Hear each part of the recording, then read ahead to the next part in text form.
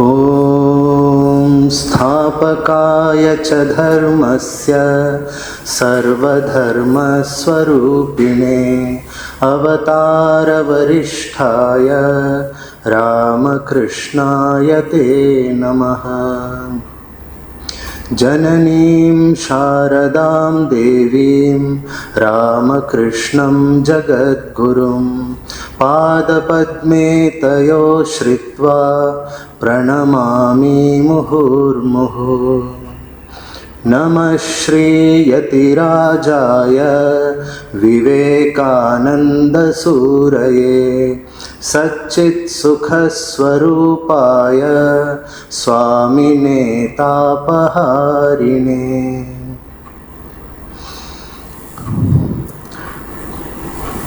So the topic of discussion today is mind and its control according to Yoga Vedanta. Means the synthesis of Yoga and Vedanta. By Vedanta we mean the philosophy of the Upanishads, and by Yoga we mean the Patanjali Yoga Sutras. But in his Raja Yoga, Swami Vivekananda has explained Patanjali Yoga Sutras according to Vedanta and not according to Yoga philosophy. Because Yoga philosophy is based on Sankhya philosophy, which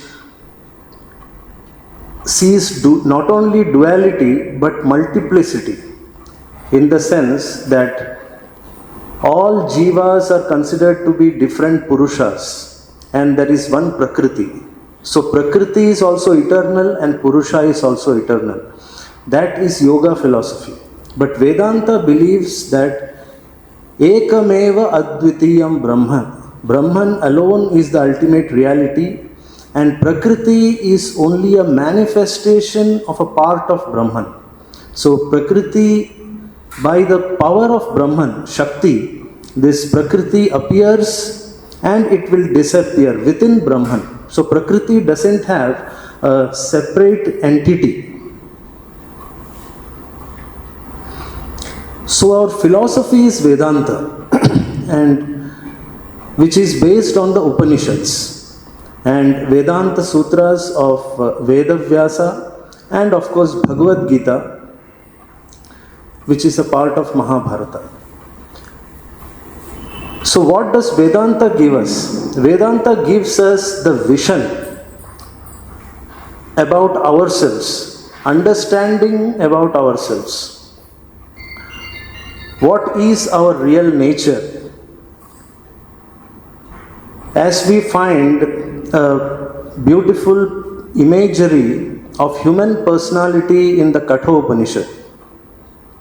It says, Atmanam rathinam vidhi, shariram rathamevatu, buddhim tu sarathim vidhi, mana pragrahamevacha, indriyani hayanahur, vishayans teshu gocharan. So this body is the ratha, and the Atman is the rathi. Atmanam rathinam vidhi, shariram rathamevatu. Body is just a vehicle for the Atman. Buddhim tu sarathim vidhi. The intellect, buddhi, is the sarathi. And buddhi also contains ego. So ego and intellect both are part of Vijnanamaya Kosha, which is acting as our driver.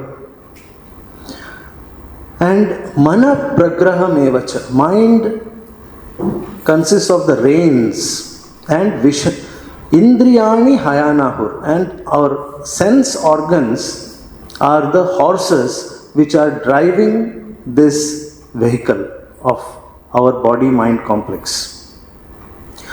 So if the ego or the intellect has viveka, if it has viveka, means it is aware of the Atman, the real nature, then it will be able to control the mind and the senses, and we will be able to lead a good life.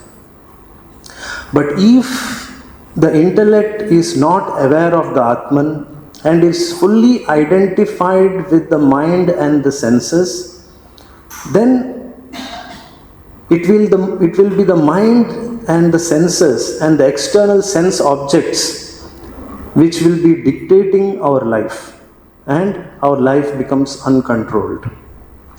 So this vision is given by Vedanta. It says that our human personality consists of 3 bodies which are outer coverings. The outermost is the Sthula Sharira, the gross body which we are experiencing during our waking state. Right now, we are in waking state and we are identified with the gross body and we are experiencing a gross physical world. And in our dream state, our mind is withdrawn from the physical body, gross body, and it gets identified with the subtle body, Sukshma Sharira, which mainly consists of our Antakarana, which is the mind. In general, Antakarana is called the mind, but Antakarana consists of 4 parts, which is Manas, Buddhi, Chitta, Ahankara. And Sukshma Sharira also consists of Sukshma Indriyas and Sukshma Pranas. So this is the Sukshma Sharira which is behind the Sthula Sharira. And finally, the third is the Karana Sharira, the causal body which we experience during our deep sleep state. When the mind is completely silent and there are no thoughts, no ego, no intelligence, no sense organs, no world, but there is only darkness and ignorance and bliss. So this Karana Sharira is also called Anandamaya Kosha because we experience deep bliss in our deep sleep state.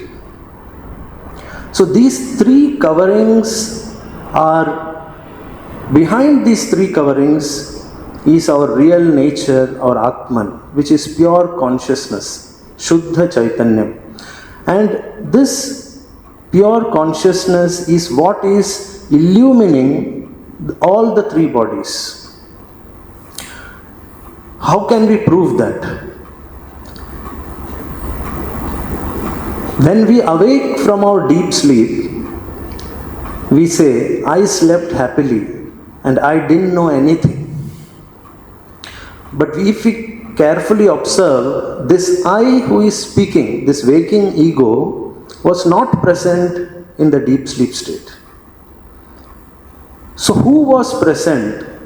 Who was aware that I slept happily? Means this body-mind complex slept happily and didn't know anything. So that is our Atman, the consciousness, which is ever awake. It is only the mind and body that sleeps, but consciousness is ever awake. So that consciousness in deep sleep state was illumining the ignorance and bliss.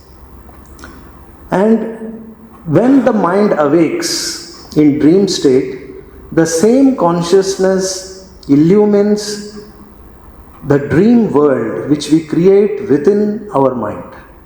We have a dream body and a dream world within our mind, and we are experiencing that dream world. If we carefully observe, we are sleeping in a dark room, there are no lights, but our mind within is illumined. We are seeing light in our mind. Our dream is fully enlightened. So from where that light comes? So that light is the light of our consciousness, Chaitanya Jyoti. And consciousness is ever awake. And when we come to our waking state, it is the same consciousness that is illumining our mind. And how are we experiencing the external world? Whatever the senses brings to our nervous system, our indriyas are within the nervous system. Eyes are seeing the images, what we are seeing comes to the nervous system, and from the nervous system those images are passed on to the mind. So those pictures are formed in the mind, and our Atman, the consciousness, is illumining that mind. So right now also, whatever we are seeing is within our mind, and it is the conscious, in the light of our inner consciousness, that we are seeing the world within our mind. So this is the science of our own human personality that we get from Vedanta. And those who have perfect control over their mind, they have purified their mind. Just by this knowledge of Vedanta, they can be free. Just by knowing that you are not this body-mind complex, they can remain in their self and be free. But for us, it is very difficult because our mind is not under our control. Mind has developed so many samskaras and vasanas due to ignorance of the past. And those vasanas are dragging our mind outside. And hence, we feel bound. As Amrita Bindu Upanishad says, Mana evam manushyanam karanam bandha mokshayoho bandhaya vishaya saktam Muktyai nirvishayam smritam. Mana evam manushyanam karanam bandha mokshayoho. Mind alone is the cause of bondage and freedom or liberation for human beings. Bandhaya vishaya saktam. This bondage is experienced when the mind is attached to sense objects. Mind is going out through the sense organs to experience the sense objects. Bandhaya vishaya saktam muktyai nirvishayam smritam. And when it is not thinking of sense objects, it is withdrawn from sense objects, detached from sense objects, and detached from the senses also, then it experiences the real nature of the Atman. So the condition for experiencing our real nature, Atmanubhuti, is purification of mind, Chitta Shuddhi. By this Chitta Shuddhi, the next step is Chitta Ekagrata. Mind gets concentrated on the inner self through meditation, and finally we realize our real nature as the Atman. So for that, what are the steps given in Vedanta? How we have to proceed from what we are right now? So the first step given is Viveka. Nitya Nitya Vastu Viveka. We should understand that whatever we are experiencing in this world, including our own body and mind, are all anitya. It is continuously changing. It has no permanence. So seeking happiness in this world is foolishness. It is only due to ignorance that we are seeking something permanent joy in this world. It is never possible. Whatever we are experiencing is unreal. Means anitya. It is temporary and it can never be permanent. And as soon as we understand that it is anitya, we develop this viveka, and from viveka comes vairagya. Dispassion and detachment from whatever is anitya, whatever is delusive. We have to develop that vairagya. As Sri Ramakrishna says, Vishaye virag, Ishware anurag. Dispassion for all sense objects and love for God. So this has to go simultaneously. And God, where we are experiencing within our own heart. Ishwara sarva bhutanam hriddeshe arjuna tishtati, as Gita says. God is already residing in the hearts of all of us as our own Atman. He is our real nature. Our Atman is a part of Paramatman. So we experience God within ourselves. When our mind is purified and it is directed within, it gets the insight into our real nature, which is one with God. And as Chandogya Upanishad says, how can we purify our mind? How can we control our mind? The first step is Ahara Shuddhau Sattva Shuddhi. When the ahara that we are taking within our mind, the food that we are giving to our mind is pure, then the mind will become pure. So how does this food enter our mind? Through our five senses. Whatever we are seeing, whatever we are hearing, tasting, smelling, touching, all this has impressions on our mind. So in our ignorant state, whatever we have done or experienced through our five senses have been stored within our mind as impressions called samskaras and vasanas. They create the tendencies which drive our mind to experience all those past impressions again. So right now, the first step is to cut all the bad ahara from entering our mind, which are making us bound and which are creating bondage and suffering for us. So that is ahara shuddha. When we are taking only good or pure ahara, as our body becomes healthy. Similarly, when we are taking only good ahara from our senses, our mind will become pure. So that is the first step. Ahara shuddhau sattva shuddhi. And then what will happen? Sattva shuddhau dhruva smriti. Smriti lambhe sarva granthinam vipra mokshaha. Sattva shuddhau dhruva smriti. When our mind becomes pure, we will remember our real nature. The memory of our real nature, our Atman, will become perfect.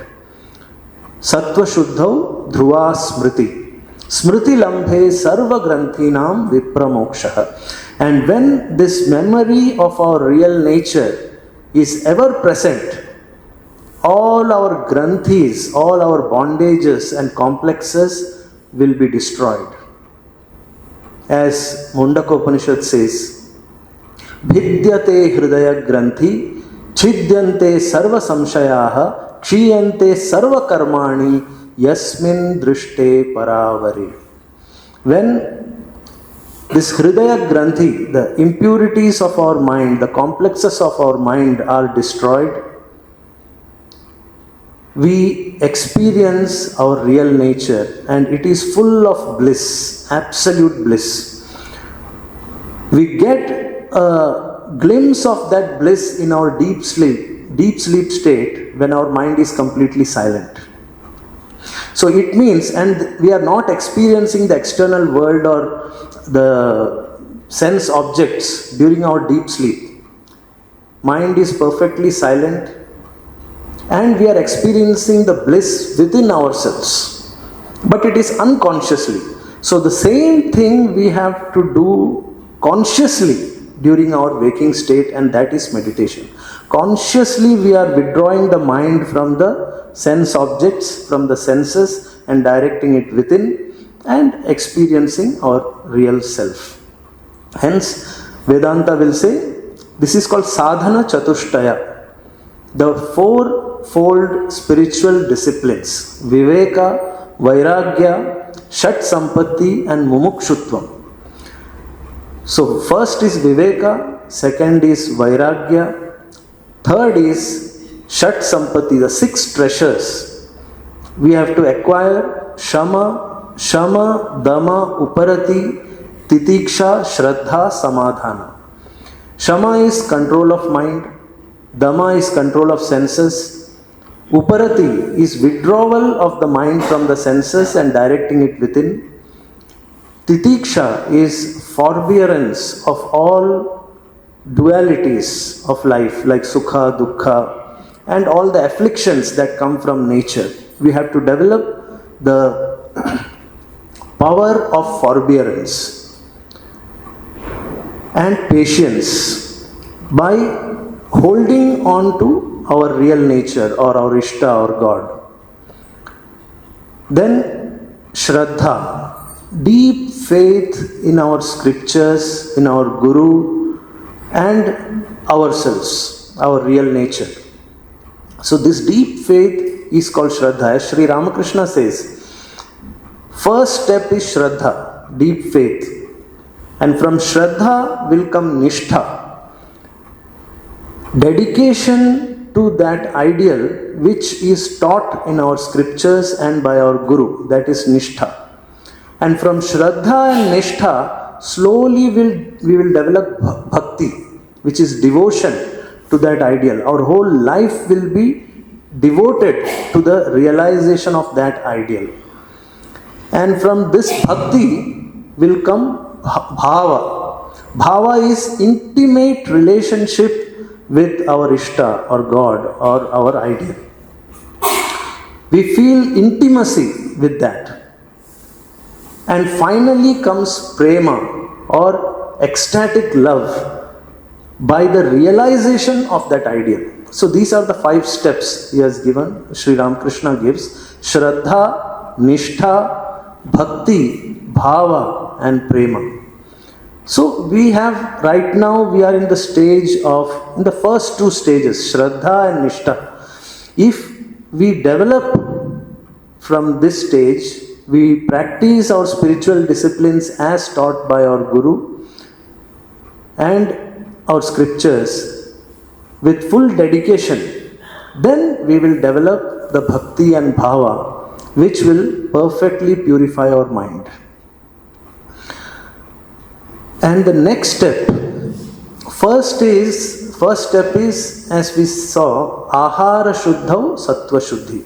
We have to stop the bad things from entering our mind.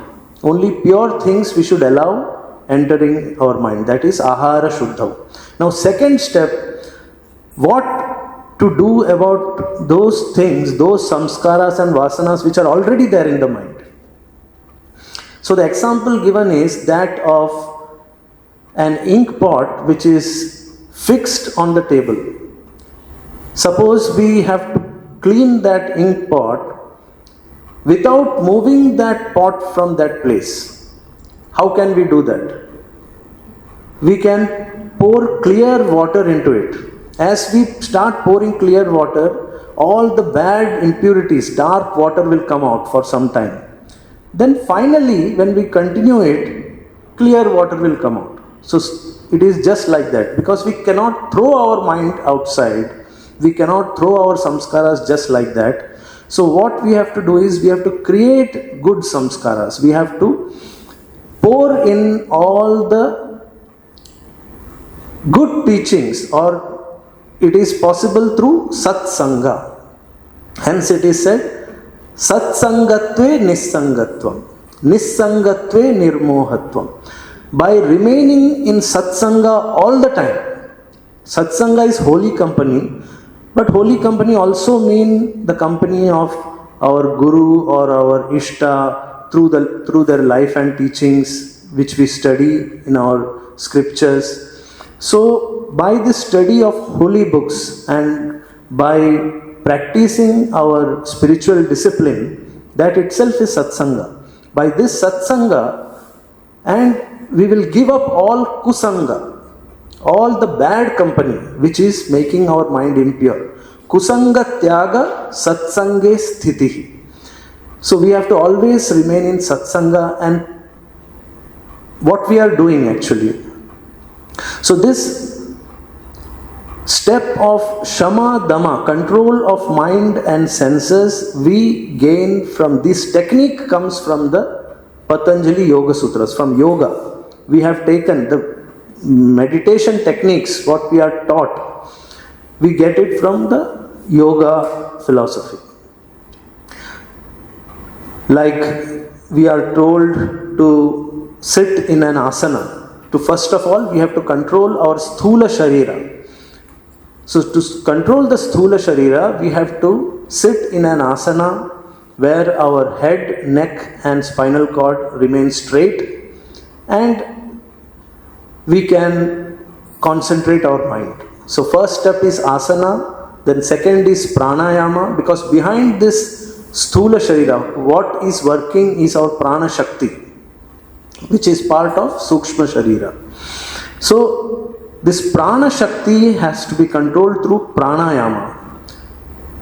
Prana means the whole vital energy that is running the body, but everything we cannot control. We can control it through our breath, because through breath we are taking in the oxygen, which is giving energy to all our functions within.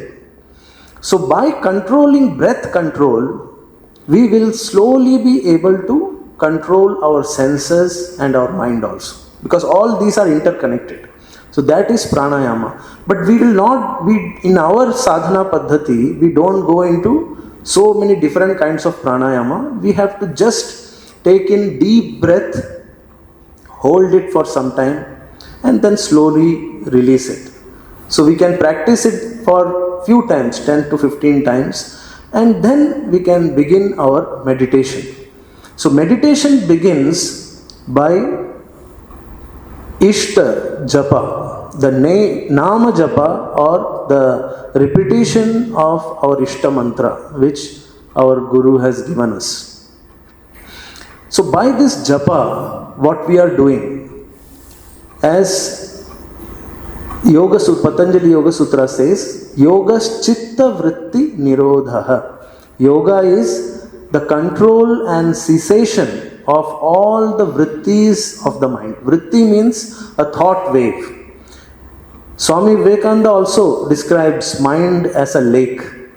It is like, suppose a stone is thrown, a small stone is thrown into the lake, so many ripples are formed. So our mind is like that. So many thought waves, vrittis are arising in our mind every moment. So each vritti consists of one name and one form. And when thousands of names and forms are arising in our mind, we are experiencing this world. Now to control the mind, suddenly we cannot stop all the vrittis. So what we have to do is hold on to one vritti, one name and one form. That is our Ishta Rupa and Ishta Mantra. By repeating that same mantra, Nama, and meditating on that Ishta Rupa, one name and one form, we are getting rid of all other names and forms that are arising in our mind due to past samskaras and due to external influences. We are cutting them off and holding on to this one vritti. But it is very difficult, of course. Therefore, Sri Krishna says in the Gita, Abhyasena tu kaunteya vairagyena cha grihyate. By continuous abhyasa, continuous practice alone, this mind can be controlled. Continuous practice of japa. Right now, japa is the best and the most simplest way of controlling and purifying our mind. As we repeat our Ishta Mantra and think of our Ishta, automatically our mind becomes purified. As Sri Ramakrishna says, Je jar chinta kore, she tar shatta pai. Of whom we are thinking all the time, the qualities of that person will start developing in us. So when we are thinking of Sri Ramakrishna all the time, the divine qualities of Sri Ramakrishna will start appearing in us. Hence he said that I have created the mold and you have to just set your mind into it. So that mold is the form of Sri Ramakrishna, which is perfectly sattvic, and there is no ego in that form. That form which is perfectly established in truthfulness, purity, unselfishness and pure love for God. There is nothing other than that. So, by thinking of Sri Ramakrishna, contemplating on his form and meditating on his form, repeating his name or our Ishta Mantra, we are continuously getting rid of all our past samskaras and vasanas, and our mind is getting purified every moment. Every name of God that we are repeating is purifying our mind, and it is also creating samskaras, new samskara, that is japa samskara. And this samskara which is creating, a stage will come when our mind cannot remain without doing japa or dhyana. That stage is called ajapa japa. It will go on effortlessly. Right now in the beginning we have to do some effort and keep on striving with patience and perseverance. Because mind doesn't want to change. You see, mind wants to remain holding on to its past habits and samskaras. So to change those samskaras and give new samskaras will take some time. As Sri Ramakrishna says that when we are going into the sea, first of all, lot of waves will come and we have to fight those waves to enter into the sea. But once we have entered into the sea, then it will be calm. Then we can go very smoothly. So in the beginning, all the past samskaras and vasanas will create lot of trouble. But if we persevere, slowly the mind will like this, it will get name ruchi. The likeness or love for the divine name.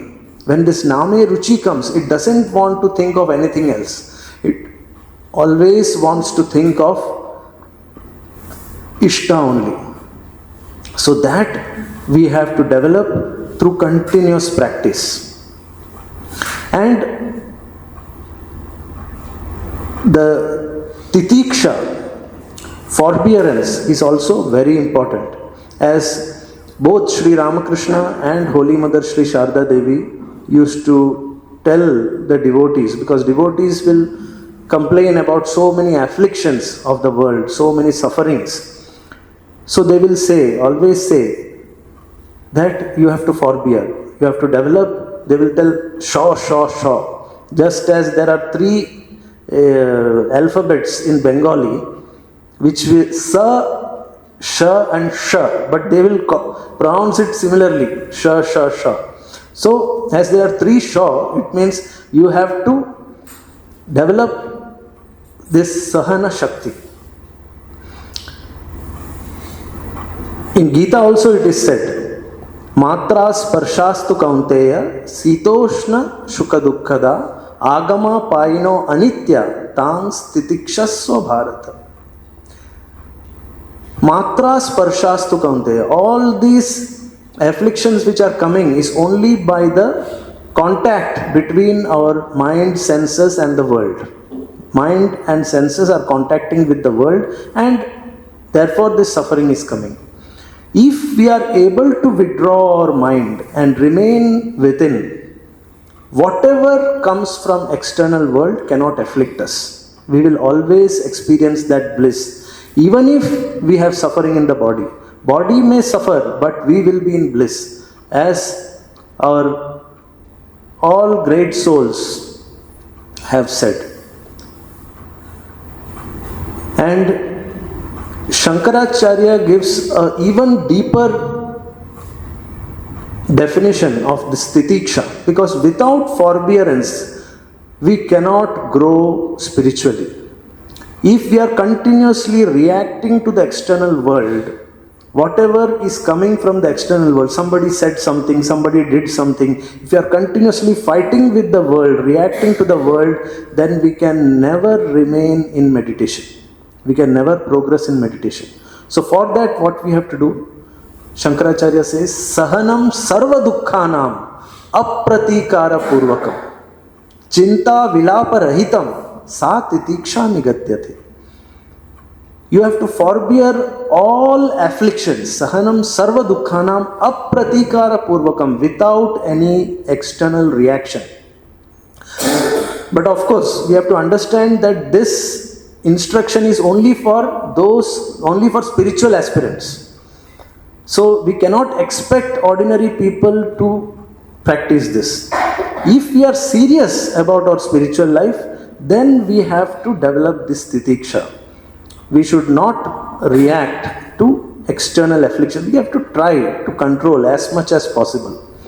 Sahanam sarva dukkhanam apratikara purvakam chinta vilaparahitam. And it is not that we are not reacting, but we are going to our room and we are constantly thinking about that only, and we are weeping in our room. No. It means we are affected by that. What Gurudev is telling, that we should not take anything inside our mind. We have to simply ignore them. Whatever comes from external world, we just ignore. Patanjali Yoga Sutra also says, upeksha. You have to just ignore them. Whatever people are telling is only like ignorant children. Mature people, when ignorant children or ignorant youth tell something, they will not mind it. We know that they are talking out of ignorance. So similarly, Swami Vivekananda used to call his students in America, used to call, you are all mouse-tashed babies. So they have grown up physically, but they have not grown spiritually. So we have to understand that they are ignorant. Whatever people are saying or doing, it's out of ignorance, and we should be spiritually mature to forbear, forgive and forget. We should not give our mind to the world at all. We have to give our mind to our Ishta alone, our God alone. So to keep our mind on God alone is possible only when we are not reacting to whatever is coming from external sources. Hence titiksha is so important. And another thing which Holy Mother said is, if you want peace of mind, do not see the faults of others. So seeing others' faults, criticizing others is the habit of the mind. Everyone does that. No matter how great he may be, everyone is habituated to see faults of others. And that is the reason, what is the science behind this? Just as when we are thinking of our Ishta, the divine qualities appear in us, develop in us. Similarly, when we are thinking about the faults of others, those faults will start developing in us. It has been seen that we have heard it from all our senior sadhus, that they have actually seen that those who are criticizing others for some particular fault, after some time that same fault will develop in them and they will be doing the same mistakes. This is a science of mind. So if we have to grow spiritually, if we want peace of mind, we have to stop seeing the faults of others. But it is a habit. So to come out of that, we have to pray to God. And Holy Mother herself says, I used to pray to God that you please remove this habit of seeing faults in others. Because she herself found that her mind is finding faults with others, seeing others' faults. So this has to be given up completely. And another thing is, as Swamiji used to say, that 90% of our energy goes in showing people what we are not. All of us want to look good in front of people. I am a good devotee, I am a good person, I have these qualities. We keep on telling about ourselves or showing it to others. So this habit also has to stop. There is no need to look good in front of people. Means there is no need to show others that we are a great devotee. It is only between us and our Ishta. Hence Sri Ramakrishna says, we should be thinking of God, mone bone kone. In our mind, bone means forest, but of course we are not going to forest, but in some isolated place. And kone, if we don't have another isolated place in our home itself, in a corner we have to sit and think of God. A sattvic devotee will never let others know about their sadhana. Sadhana should always be a a secret, a spiritual secret. It is a holy thing which should not be displayed in public. All those who try to show others that and tell that I am doing so much japa, I have done 10,000 japa, then that japa will stop. They won't be able to do that. That energy gets spent in showing others. So this habit of looking good in front of others also we have to slowly give up. We have to pray for that and think of God alone. And finally, as Vedanta says, the final Brahmastra is remembering our real nature. And what is our real nature? Nitya Shuddha Buddha Mukta Sat Chit Ananda Swarupa Atman.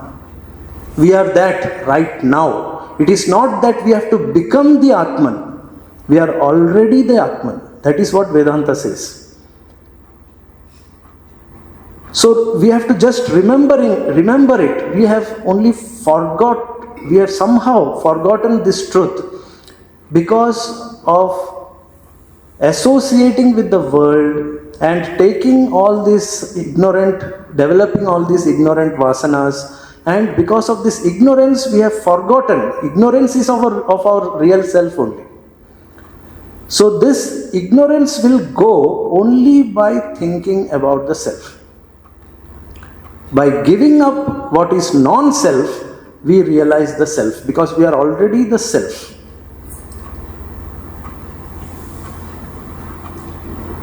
So our sadhanas, all our sadhanas are only for chitta shuddhi, purification of our mind.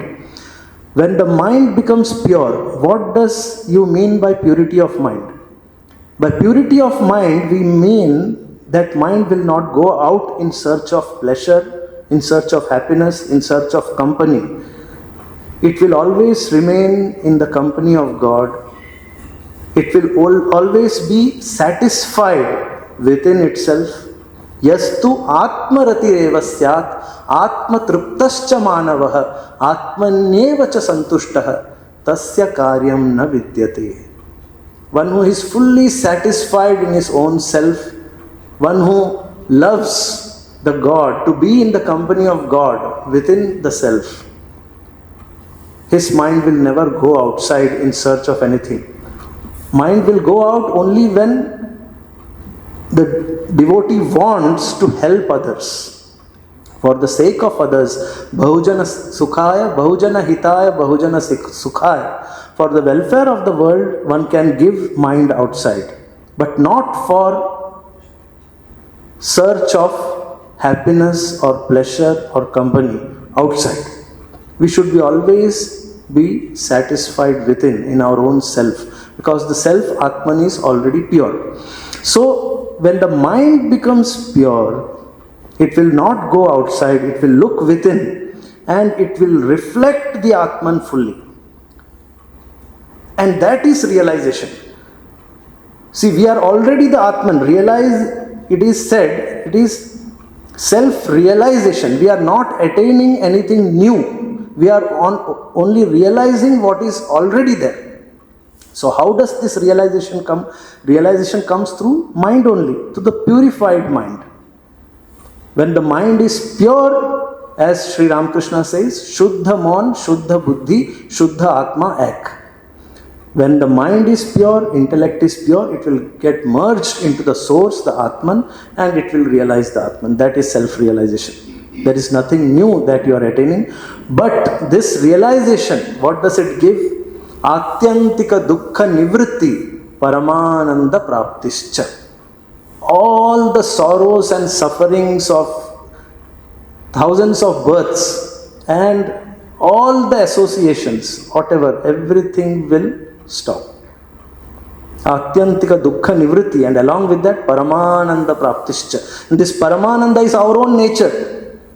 It is not prapti in the external sense. We are not getting anything externally. We are realizing that we are Paramananda. That is our real nature. Om निरञ्जनं नित्यमनन्तरूपं भक्तानुकम्पाधृतविग्रहं वै ईशावतारं परमेशमीड्यं तं रामकृष्णं शिरसा नमः।